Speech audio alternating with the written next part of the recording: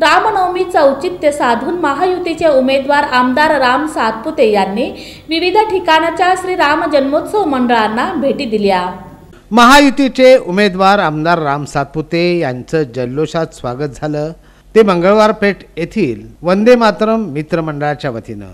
आमदार राम सातपुते यांनी या मंडळास भेट देऊन या ठिकाणी प्रभू श्रीरामाच्या मूर्तीचं मनोभावे पूजन केलं। यावेळी माजी महापौर शोभा बनशेट्टी, माजी नगरसेवक जगदीश पाटील, उदयशंकर पाटील, सतीश महाले आदींची उपस्थिती होती।